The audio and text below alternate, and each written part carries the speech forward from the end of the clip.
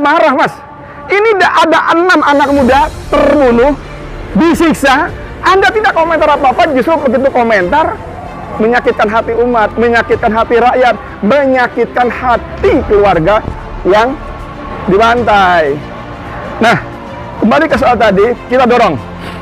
Ada tim gabungan pencari fakta yang tidak hanya Komnas HAM, tapi ada lembaga-lembaga, institusi, kelompok-kelompok swasta yang concern, peduli dengan penegakan HAM.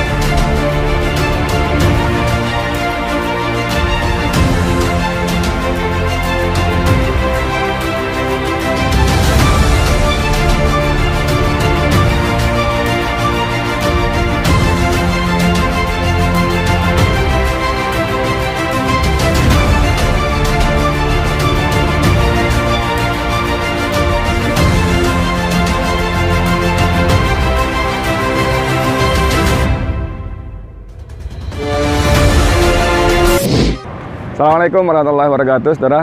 Dengan Edi Mulyadi. Sekarang saya ada di kantor Komisi Nasional Hak Asasi Manusia, daerah Menteng, Jakarta Pusat. Anda lihat di seputar ini, nanti teman kita kamera akan menunjukkan banyak sekali karangan bunga. Karangan bunga dukungan mengungkap kebenaran atas penembakan dan wafatnya warga sipil, 6 anggota Laskar FPI. Di sana juga banyak seberang jalan, sebagian dirusak. Tapi saudara sekalian, ini sudah beberapa hari yang lalu ya. Jadi wanginya nggak ada, wanginya udah nggak ada.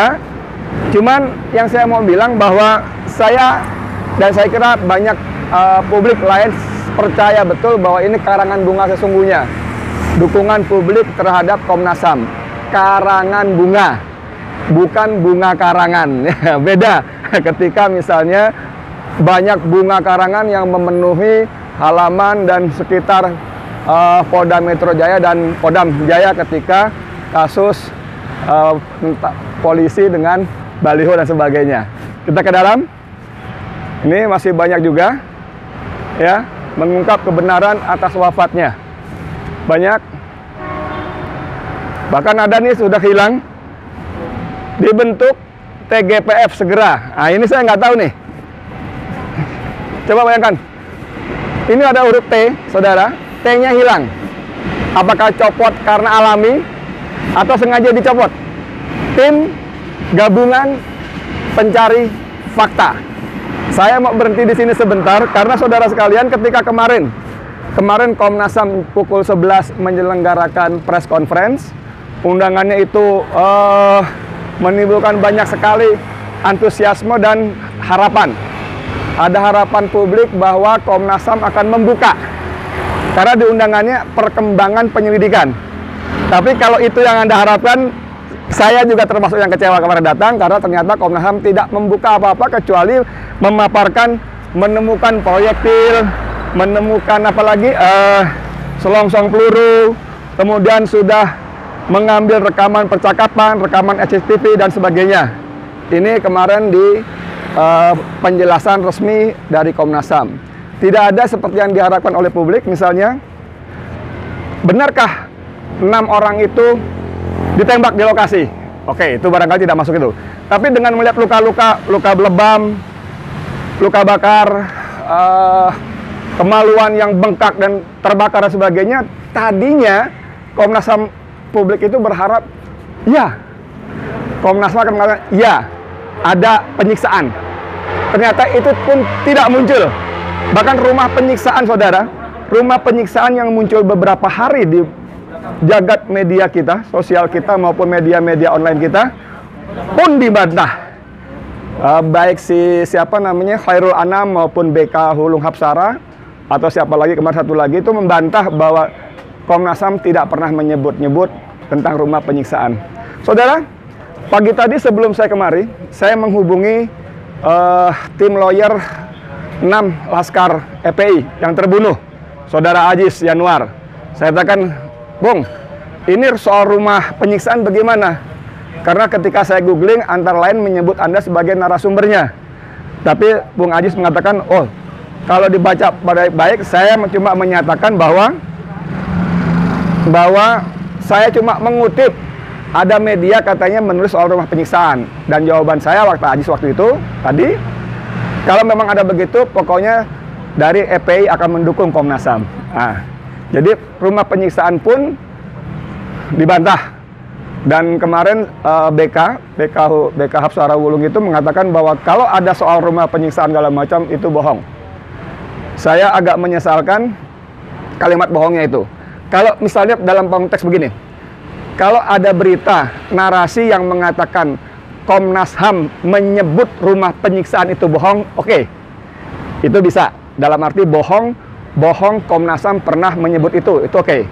Tapi tentang eksistensi keberadaan rumah penyiksaan sendiri, tentu tidak bijak kalau kita ujuk-ujuk di awal-awal mengatakan itu bohong.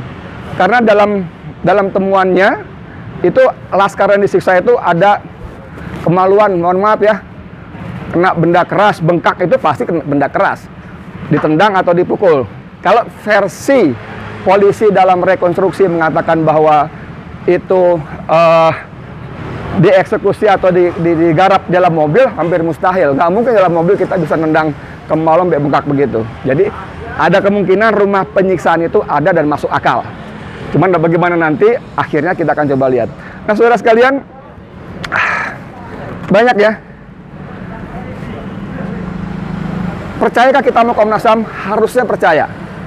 Karena Komnas HAM ini, dalam konteks ini bisa dianggap sebagai benteng terakhir. Seperti ketika KPK sebelum revisi undang-undangnya. Banyak publik percaya KPK akan menuntaskan kasus-kasus korupsi. Namun ketika direvisi, ya kita tahu akhirnya seperti apa. Apalagi ditambah ketua KPK adalah jenderal polisi aktif. Ya udahlah, itu nasib kita. Nah, kembali ke sini Komnas HAM, kita percaya. Tapi melihat gelagat yang terjadi, apalagi kalau kita baca di sini, ini siaran pers resmi Komnas HAM. Di situ ada kalimat mengatakan, bahkan belakangan juga muncul tindakan-tindakan doxing dan serangan terhadap personality anggota Komnas HAM. Doxing itu mengungkap data personal pribadi di media tanpa seizin yang bersangkutan. Misalnya si A disebut main ini, main itu, punya rumah ini, punya pacar ini, punya gundik itu, segala macam, itu doxing. Pokoknya hal-hal tentang pribadi yang dianggap tanda kutip negatif diumbar kepada publik tanpa persetujuan si yang bersangkutan, itu doxing. Kemudian di sini disebutkan juga ada tindakan-tindakan dan serangan terhadap personality. Nah, kalau bicara soal serangan, saudara, mungkin nggak terjadi. Oh, sangat mungkin. Karena kisah pembunuhan 6 anak muda ini oleh polisi seperti yang dikatakan Kapolda Metro Fadil Imran, itu tentu akan mengusik banyak orang. Bahkan kalau ini ditelusuri dengan baik, tidak mustahil akan mengungkap jaringan-jaringan di atasnya lagi. Posisi di atas sekedar Kapolda, bisa jadi Kapolri, saya nggak tahu, bahkan mungkin Presiden, nggak tahu, bisa jadi. Sehingga banyak ada kelompok-kelompok yang berkepentingan agar ini tetap tertutup dengan rapat. Katakanlah beginilah, katakanlah kita berhusnuzon, berpositif thinking bahwa Komnas HAM tetap transparan, independen, berintegritas, berani menepis semua tekanan. Tapi sesuai prosedurnya katanya, seperti yang disebutkan dalam berita sebelumnya, bahwa Komnas HAM hasilnya paling banter cuma rekomendasi saja. Dan berita sebelumnya mengatakan bahwa rekomendasi itu akan dilaporkan kepada Presiden. Kita melihat pengalaman yang sudah rekomendasi Komnas HAM tentang pelanggaran HAM tidak ditindaklanjuti oleh pemerintah. Saudara sekalian, tadi saya katakan ada TGPFT-nya hilang. Saya tidak tahu apakah Komnas HAM berani menepis tekanan-tekanan, intimidasi. Karena ketika saya membuat laporan di kilometer 50, ketika saya dipanggil Bareskrim, teman-teman wartawan senior mengutip penjelasan sahabatnya yang juga mantan komisioner Komnas HAM, dia mengaku bahwa dalam menjalankan tugas-tugasnya mengungkap kebenaran seputar penegakan dan hak asasi manusia, dia mengalami banyak intimidasi, bahkan ancaman.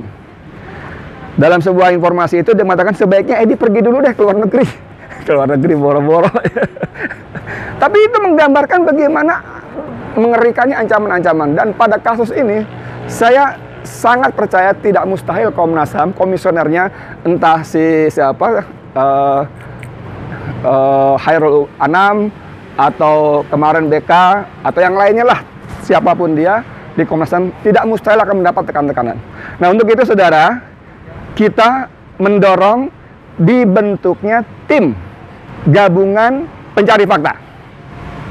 Walaupun pemerintah melalui Mahfud MD mengatakan pemerintah tidak berniat membentuk TGPF, silakan aja. Walaupun Presiden setelah diam beberapa hari, kemudian dia ngomong tentang pembantian ini, yang omongannya sungguh sangat mengecewakan, karena dia justru mengatakan masyarakat jangan semena-mena, negara tidak boleh kalah. Ini kan aneh, Mas Jokowi, Mas. Yang semena-mena itu aparat.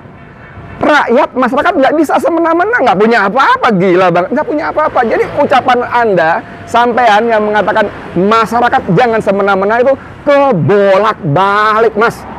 Harusnya sampean sampaikan kepada aparat yang punya senjata, yang punya pistol, yang punya bentungan, yang punya kekuasaan. Jangan semena-mena kepada rakyat, itu baru presiden yang benar, ya. Jangan dibalik-balik. Lalu negara tidak boleh kalah, Mas. Waktu seorang pendeta terbunuh, Anda marah, Mas. Ini ada 6 anak muda terbunuh, disiksa, Anda tidak komentar apa-apa, justru begitu komentar, menyakitkan hati umat, menyakitkan hati rakyat, menyakitkan hati keluarga yang dibantai. Nah, kembali ke soal tadi, kita dorong ada tim gabungan pencari fakta yang tidak hanya Komnas HAM, tapi ada lembaga-lembaga, institusi, kelompok-kelompok swasta yang concern, peduli dengan penegakan HAM. Baru setelah itu kita boleh percaya atas hasil-hasilnya. Persoalan pemerintah tidak mau bentuk, monggo. Kadang-kadang kita juga nggak perlu SK pemerintah kok, nggak perlu. Saya dorong misalnya Bung Natalius Pigai, misalnya Bung Hari Azhar, atau perempuan siapa untuk ketua kontras yang baru. Kalian kumpul, bentuk TGPF, kerja. Walaupun sekarang bukti-bukti banyak dihapus, dihilangkan, nggak ngerti lah.